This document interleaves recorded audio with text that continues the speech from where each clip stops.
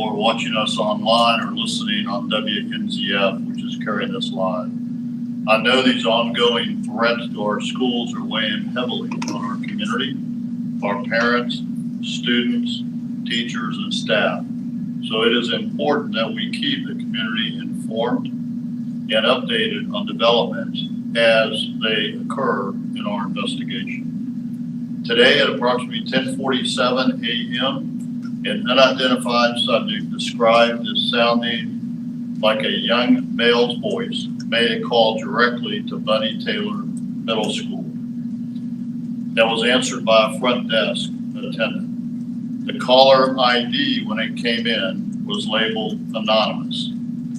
The caller stated, and I quote, "The school will be blowing up at 11. The time was now 10:48, requiring immediate action. School staff immediately initiated a school lockdown as they have been trained and notified the sheriff's office. 19 sheriff's deputies and investigators from the sheriff's office Homeland Security section and criminal intelligence unit responded, along with our real-time crime analysts being activated in this building.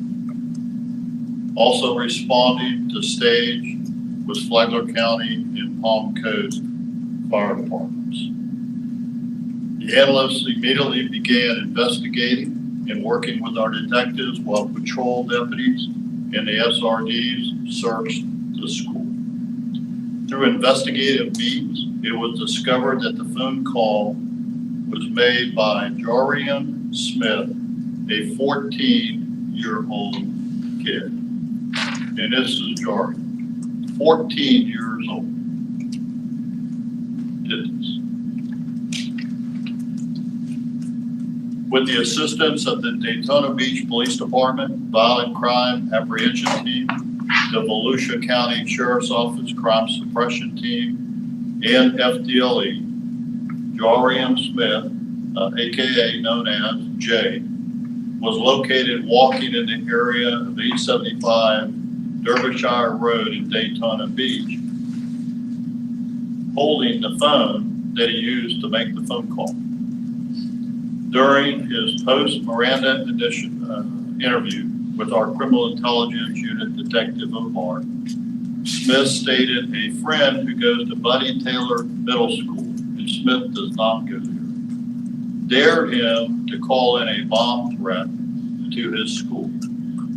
Smith stated he did it because of the dare and didn't want to be a punk not to do it. And those are quotes. So I have a message to the young man that dared Jorian Smith. Turn yourself in. Go to your parents, tell them what you did, and turn yourself in, because we will find you next. Because our investigation is still continuing. At the conclusion of Detective Obar's interview, members of Daytona Police Department's Violent Crime Apprehension Unit placed Smith under arrest because the actual phone call and the interview and where he was caught occurred in their jurisdiction, and he was taken to the Volusia County Juvenile Assessment Center for processing. Smith was arrested for one count of false report concerning a bomb, one count of tampering with physical evidence, and that's because he tried to delete items off of his phone to hide his criminal activity, and unlawful use of a two-way communication device. All of these charges are third-degree felonies. If he was an adult, or if he gets tried as an adult, if our state attorney decides to do that, that means up to 5 years in state prison on each count. We believe the incident today was a copycat threat. We continue to use all our resources available at our disposal and continue to work with our state and federal partners to continue the investigation on the other calls. Parents, I ask you once again to be the sheriff in your home. Be the sheriff to your kids. Talk to your kids about the seriousness of making threats. We take every threat seriously, and when we come knocking on your door, your kid is going to jail. So talk to them first and knock it off. Be the sheriff in your home, so I don't have to be the sheriff of your kid. We don't like making these arrests, but we're not going to tolerate these threats to our schools. And because you are a dare, it takes a bigger person to walk away from that dare than to do it. To our team, I know this has been a taxing week for our entire team, not only the school district, but for our entire team. And I want to thank our team for their professionalism, their dedication, and determination that this entire team that served this community has shown. To our Homeland Security team, a special thank you. To Detective Obar, who came in on his day off to continue this investigation and saw this investigation to a successful conclusion, I thank you. And to the community, I believe thanks you also. So thank you for your dedication and commitment. Now I'd like to introduce our Superintendent, LaShaka Moore. She would like to add. I want to say thank you, Sheriff, as well as to Detective Obar. Thank you so much for all of your hard work today. It has been a rough week, and our kids don't deserve this. And so I too just really appeal to the person who dared, as well as who the original person was to cut it off. Our kids don't deserve it, and we're not going to tolerate it. We treat all of these threats seriously, and we know that with that comes a lot of stress and anxiety. But we want to say thank you to our faculty, our staff, and to our students for all that they have done this week. And thank you, of course, to our Flagler County Sheriff's Office. Thank you. Thank you. And the last thing that I would say as we continue this investigation, that the callers might have technology that they're using, but we got technology too. And they need to remember that, because we are going to get you. And we're going to put the resources in there that we need to find you, hunt you down, and arrest you, and put you where you belong. So with that, we'll open it up for any questions. So how did you determine that this was a copycat? Based on the investigation and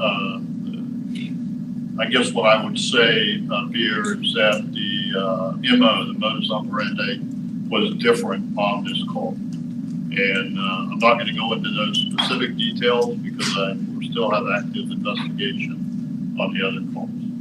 Well, yesterday, was it yesterday that we were here? You mentioned that the parents would be liable if the caller in a situation like this was a child. Correct. Is this the case? We're going to do everything we can to get the courts to, as part of the penalty, assuming that he pleads guilty or is convicted, depending on how the state attorney does this, we will ask for the full cost reimbursement. I don't have what that is today, but it's a lot. When you add up the fire departments, you add up almost my entire team that was working on this case and the other agencies involved, it's not a cheap investigation. Was the student ever here in Flagler attending schools? Do you know? Not that we know, no. But he has a friend that attends Buddy Taylor. So how do you go about at Buddy Taylor investigating who the other caller might, who the other perpetrator or who the other person might be? So we have some information that we have not released tonight that will be used to continue that investigation. But if that person, you know who you are, we're pretty sure we know who you are, I would suggest you turn yourself in. We'll do it the hard way. I'm okay with that. And so are my detectives. But we have other information that we have not released. What would be the charge? conspiracy to basically commit these same crimes, which are also felonies. Has the boy been released? No, he's probably still being processed at the Volusia Juvenile Assessment Center because the arrest happened less than 2 hours ago. And his phone did actually trace to the call to Buddy Taylor? We can't give away our technology. So let me just say, we believe we have the correct phone in evidence, and we have to do a digital forensic autopsy on that technology yet, where I think we'll even find more evidence. I have one last question to both of you, actually. And, based on your experience, which goes back to the 70s now, and with our grim history of school shootings, has there ever been a case where a shooter has actually advertised the fact that he or she was about to blow up or shoot a school and made good on it?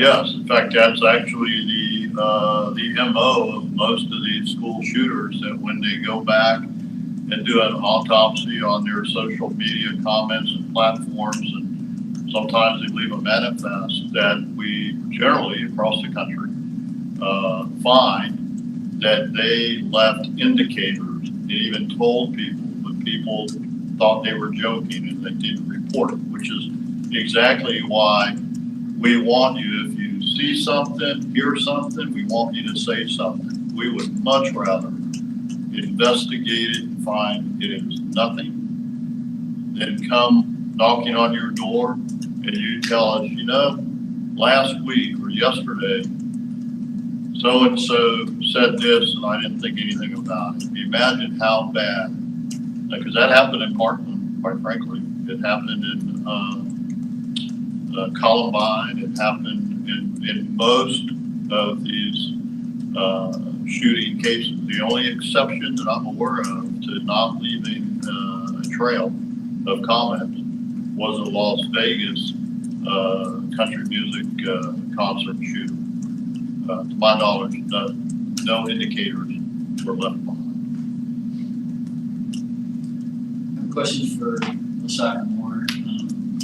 I've heard from some parents that they kept their kids home from school, and I'm just curious if you know if there was. I mean, I'm the end of the school year, so maybe absenteeism is less of a concern now than it might have been before. But do you know if there was what kind of absenteeism there has been this week, and what do you expect? What do you expect for next week?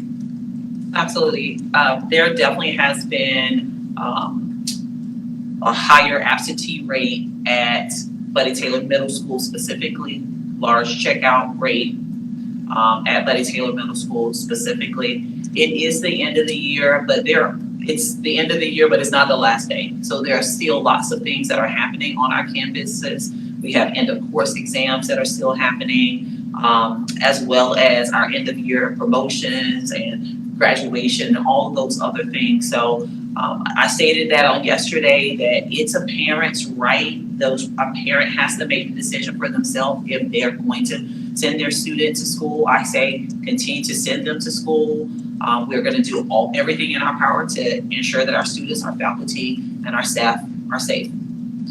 You know, what can you think of? Is there anything that can be done to disrupt the school day as little as possible while something like that is going on? Is there anything, or is this just we're sort of held hostage by any kind of threat? We respond to threats, each threat seriously, and so I'm not going to say we're held hostage. We're going to respond appropriately to every threat that comes into our schools, but we're going to continue to make our school days as normal as possible for our students. So I'm not going to say we're being held hostage. We're going to treat threats seriously, but outside of that, we're going to do our best to have normal days for our students.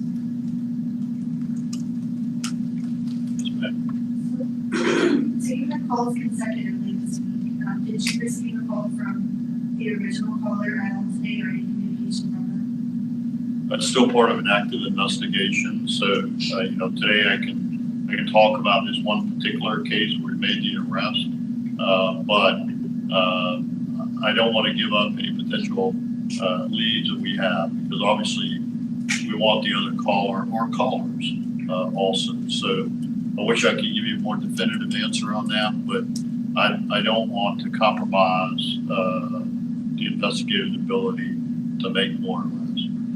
Can you say if this is the only caller that is your bomb threat? No. In other words, this is not the only caller that has done that. The investigation was carried out here. Daytona Beach only arrested the boy, right? So the investigation was carried out here by our detectives with assistance from the Florida Department of Law Enforcement. During that investigative process, we identified the suspect, and we were able to determine where he was. And so then we contacted the Volusia County Sheriff's Office, Daytona Beach Police Department, which we have great relationships with, and requested their assistance. During the investigation, after the suspect was apprehended, we determined that based on his statements and some other evidence, that the call was actually made from inside the city limits of Daytona Beach. Now, under the law, we could have charged them in Flagler County. It doesn't matter where you make that phone call.